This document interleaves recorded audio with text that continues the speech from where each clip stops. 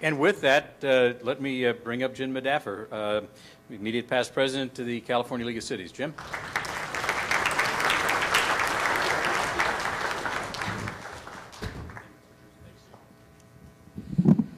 Wow, this has been an absolutely unprecedented gathering, and each and every one of you should be so proud that you are really here at what I consider the beginning of a revolution. You know, as I look at, we can go ahead and put the slides up that I've got. One girl asked her father if all fairy tales begin with once upon a time. And he replied, no, a whole lot of them begin with, if elected, I promise.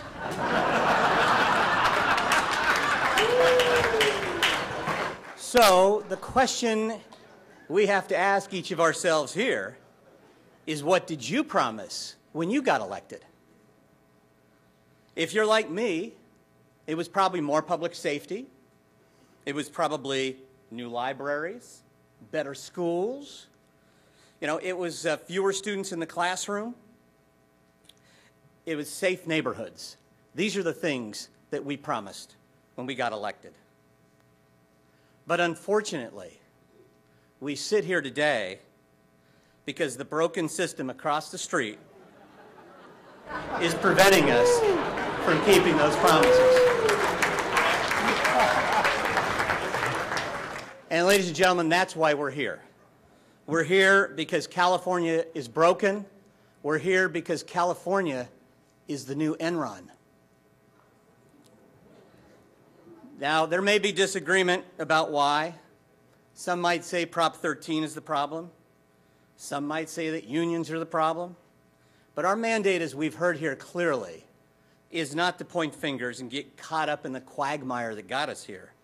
Our challenge is really to take the structure that was created 135 years ago and reform it for the next century. That's the challenge that we have. We need to be the genesis to create a new structure for a new California. The system that we have here today cannot sustain us for the next 100 years. Frankly, it can't really even sustain us for the next 100 days. But again, this is not just about reforming government.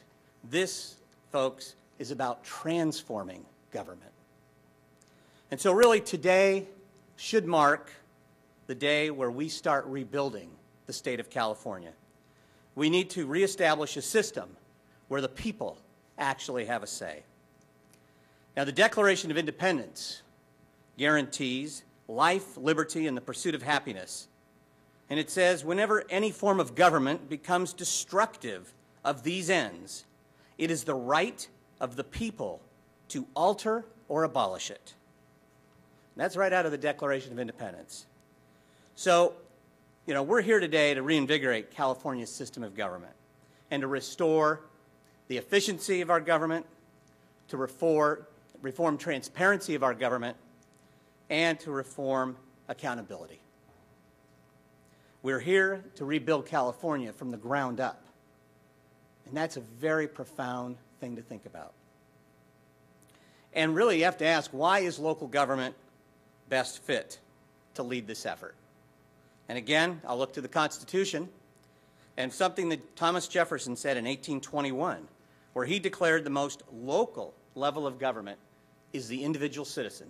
He said, it is the people to whom all authority belongs.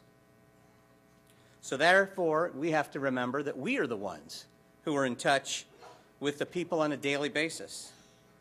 In our public meetings, we've seen that these people are ready for a change. But let's face it, we know that they don't want to see this change coming from the policymakers in Sacramento. They want it coming from you. They want it coming from the neighborhoods and really from the voices that they trust the most. Members of school boards, city councils, county supervisors.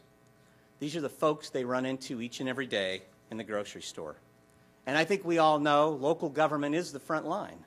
There's over 500 of us here representing over 480 cities, 58 counties, and over 1,000 school districts. And collectively, we represent 8,000 local elected officials around the state of California.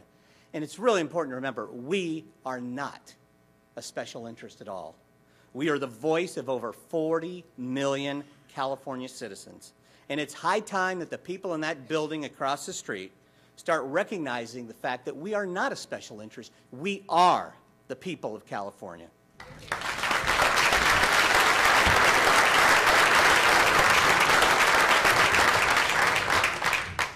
So we've seen a little review from the polling and the breakouts, and we look at what have we done over the last couple of days.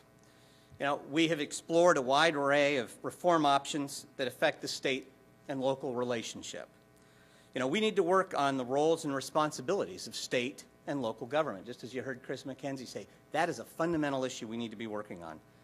We've considered how to protect local revenue sources, extremely important, and in fact the top item here. It became our highest priority from the breakouts. We've discussed changing the requirements for the approval of local taxes. We heard that today. And we've talked about state funding of locally delivered services. And we've considered ways to modernize state budgeting. And last but not least, we've discussed the fundamental organization of the state legislature, from term limits and the like. Now, we may disagree on how best to implement many of these reforms, but not every difference of opinion is a difference of principle. And the principle that we need to get back to is to restore California to a community-based government. That I've heard very clearly over the last 2 days. Now, our nation was formed as a result of revolution. A fundamental debate in that revolution has always been how to balance centralized and local government. That's the whole federalist issue that was really, as we know, what was decided has really become a cornerstone of our democracy.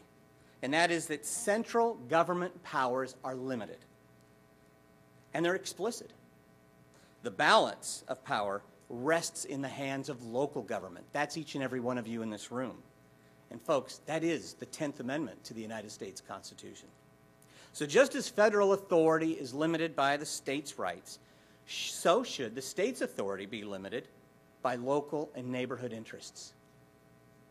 So we know firsthand, we know because we come from local government, that local government knows best as what's important for its needs.